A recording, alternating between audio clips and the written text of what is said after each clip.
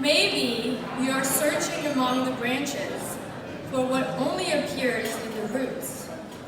As said by Maulana Jalaluddin Rumi, it is safe to believe that we're all gathered here tonight because the majority of us share a common root, Farhang Irani. The past year has been a bittersweet one for Farhang, as it celebrated 10 years of actively promoting the beauty of Iranian art and culture to the community at large. But as Abdul John said, it also suffered two great losses, that of the dear Mrs. Anushe Razi and my dear uncle Ahmed Giramian, two remarkable individuals that I personally had the opportunity to serve with on the Gala committee since I joined Farhang 4 years ago.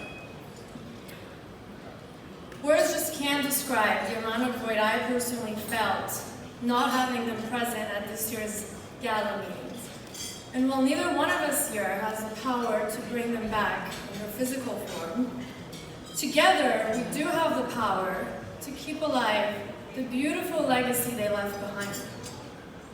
But honestly, it's up to our generation to keep Farhang alive, because without our involvement, there will be no Farhang. My appreciation for Iranian art and culture developed after I graduated early from college and decided to spend a few months in Iran and just kind of expand on my painting hobby. And that's when I developed a passion for ancient Iranian motifs and poetry. So I decided, why not promote this and share it with the Western world, like where I live? So when I came back, I decided to start a t-shirt line that incorporated my paintings and calligraphy and ancient poetry of Iran. And the t-shirts ended up in stores, and they received a lot of attention at a celebrity gifting suite that I did for the Golden Globe Awards.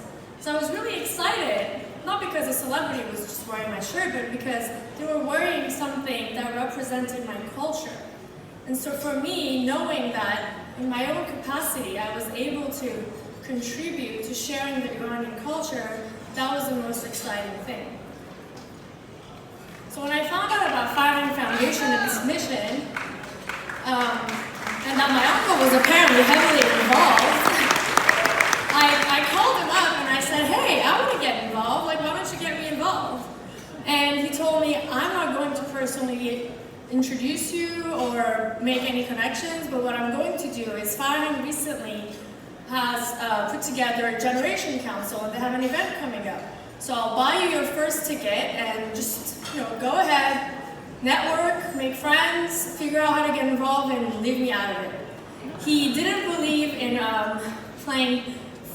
he didn't believe in favoritism and partibazi. He really believed that everyone should be able to prove themselves through dedication and hard work. So then began the challenge of earning my uncle's respect.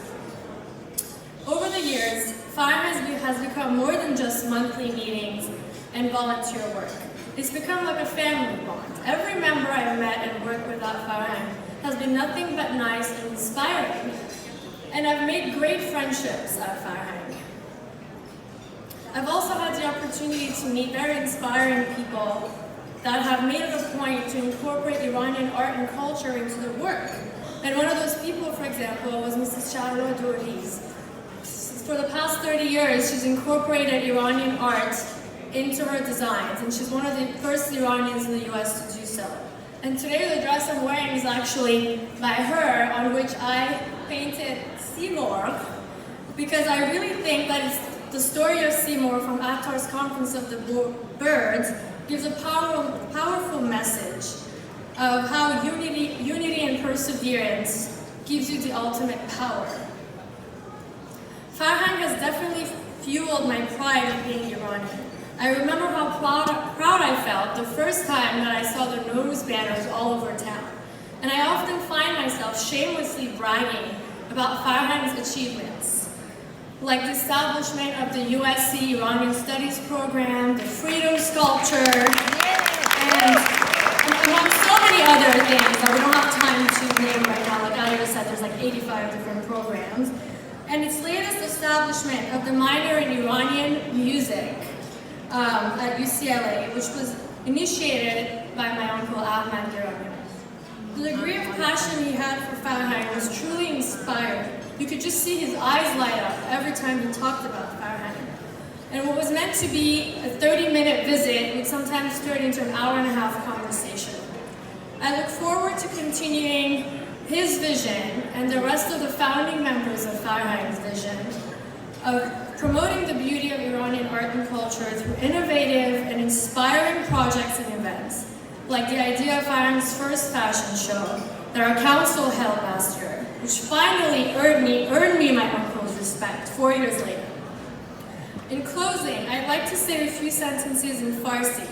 برای اینکه فکر میکنم که همگی میتونیم قبول داشته باشیم که تنها چیزی که یک فرهنگ رو پایدار نگه می‌داره زبونشه.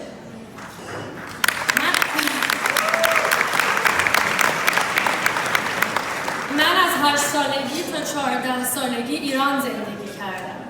با اینکه از زندگی تو ایران خیلی خوشم نیومد، ولی الان اون دوران رو با دید یک تجربه خوب نگاه میکنم. یاد گرفتن خوندن و نوشتن فارسی و آشنایی از نزدیک با ایران. ولی میدونم که خیلی از جوانای ایرانی آمریکایی همسن من این شانس رو نداشتن و نسل جدید و آینده هم ممکنه این موقعیت رو نداشته باشن. برای همین داشتن گروهی مثل فرهنگ فاندیشن که کلاس‌های فارسی بعد از مدرسه و تحصیلات ایران شناسی در دانشگاه‌ها رو برگزار میکنه خیلی مهم و قابل تحسینه. مطمئنم که روح محمد شاده با دونستن اینکه ما راهش رو ادامه خواهیم داد.